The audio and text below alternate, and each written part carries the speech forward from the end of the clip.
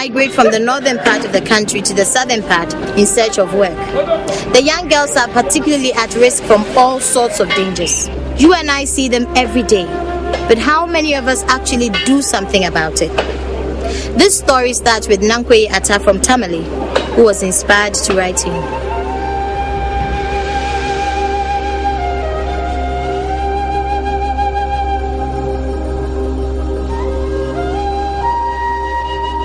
Mr. Nankwe Atta, thank you for having us. Thank you very much. I do want to know a bit more about you. My father married 3 wives. My mother's side, we are 7. And Michael is our last born. We are from a very poor background. During our youthful stage, when you come from school, you sort of going through your books, Michael will still have to find himself by the roadside washing cars.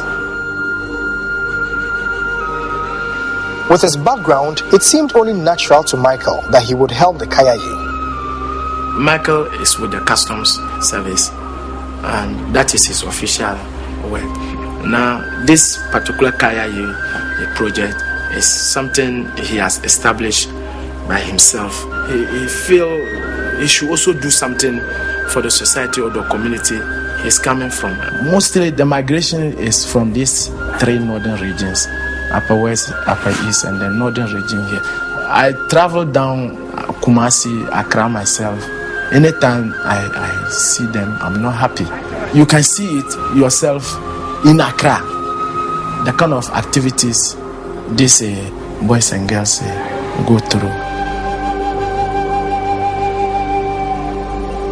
I nominated Michael so that he can put better life into the faces of these unfortunate boys and girls who find themselves down south looking for survival.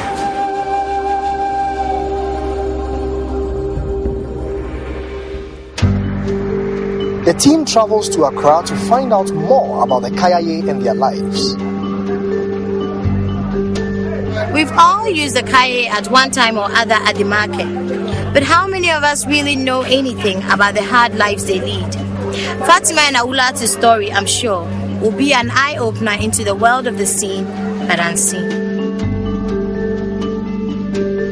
Aulatu, a day jumana we. A kaya jumana me. Me ba hanu.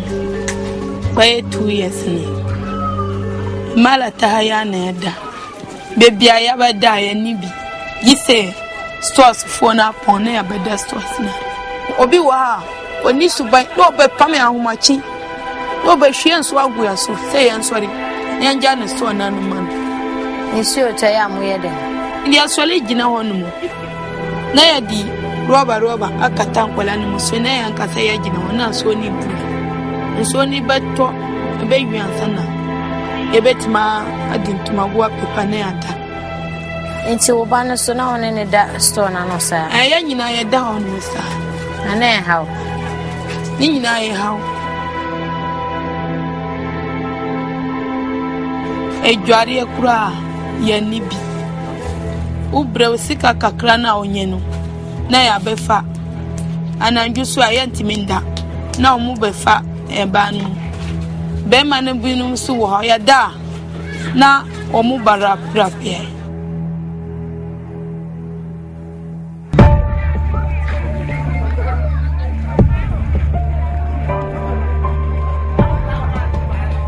Fatima gives her side of the story. That's it, saying. Na ebanisa na oba. Mina mi pela mi ba. Na mi pesa mi be adwuma kakra wa. Mi hu adwuma bia mi kuma penso mi nisika mi di besu. Adwuma be. Me pa di pam. Na waye adwuma we ache. Me feel me sana for. Chira me say dia adwuma na ti. Uba na market sa hu bia na obisan say man pa cha oba faka. Obi wa oba fa na ofa so obi wa oba kasen anani nyama ndos on faka. Nti ya da kunya se. Obi wa obenye be 30 and 40 the whole day. Now we name Michael Pachan. We dey home. Last biet market no omudi asambi ba na obefa nyina ko to say. Also mbo boy to so mbo ma shower na mbo ma dan ya bedam. and now who pay my be a umber born no ye.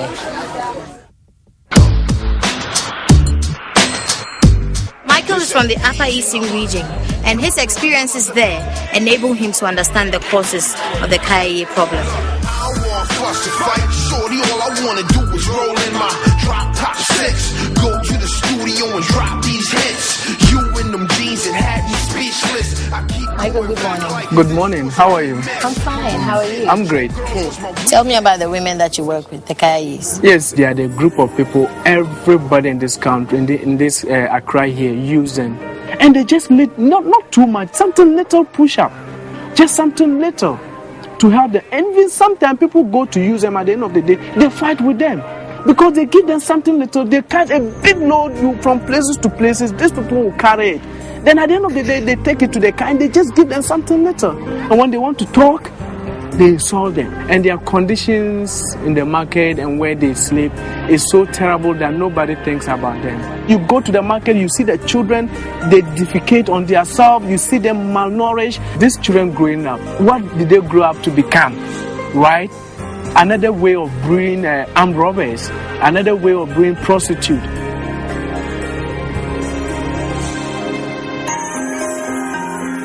Why did you choose to work with the women on this project? When I was a little boy, I used to do one or two things just to raise money to support myself in school by helping people wash their cars. Sometimes you do something, people will cheat you, they will use you. At the end of the day, they'll give you something little. I don't wish to see this thing again in my country. So I think in my own way, in my own little way, I can do something because I have the belief that it is not the government who have to do everything for us. In every little way that we all have, we can do something. What's the function of this project? The objective is to see these women have a decent living places here. And again, the young ones, those who are below 17, to get them back to the north, to get them to school. And also to connect some of them to the National Health Insurance. How do you fund the project? Oh, by my own pocket money, my small salaries that I take at the end of the month. Really? How does that work? It hasn't been easy because nobody comes in to help. Have you been able to get a group of them to go to school? That's your main objective. And now I only have two who are down north and they are schooling. And once in a while, I just send something little to the parents to help them. It's not easy. You look at their number; it's such a big number. What's that I'm number? doing this. They're around 5,000, 6,000. Yeah. Registered? Not registered, but the people I'm working around 2,600. What are the things that you need to keep the project going? Getting support. What kind of support? Financially, material, encouragement, documentary that I always plan to have. Most of their parents don't even know the kind of situation that they found themselves here. So if I have the documentary, then I go from the villages that they come from and let the parents see the kind of situation that their loved one, their children, their wives, their sisters come to live here. And I think when they see, they also be a very good, they also help so much to stop this, they are coming here. Why do you think you deserve to be helped? I think I deserve to be helped because what I'm doing is something that will help Ghana, especially the northern region.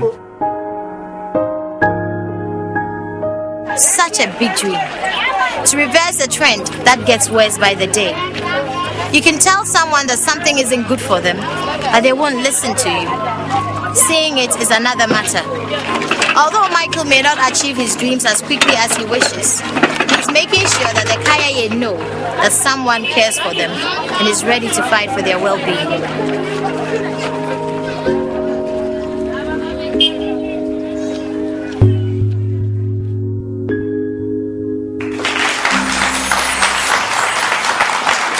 Easing the burden of the burden bearer.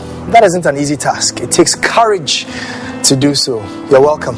Thank you. You're doing a great work with these women here. Thank you. I mean, these are people we pass by on the streets every day and they're not quite bothered to care.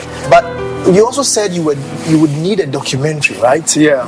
Well, the good news is this. The Zain Station Lives team has decided to do a documentary for you.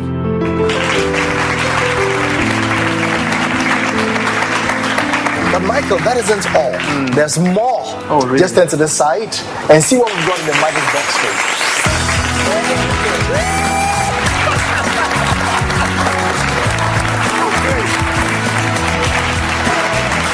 We are giving you a projector so that you can use that to show the documentaries in all the towns you go to. We are giving you speakers also, and we are giving you some sewing machines as well.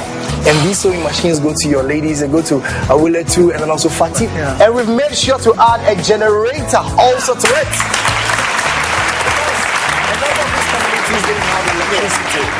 Thank you so much. God bless you. You're welcome. And that is what this program is about. Touching lives, reaching out to people who need love and sharing it with them. Lives have been touched. There's more to be touched, but return from the commercial break.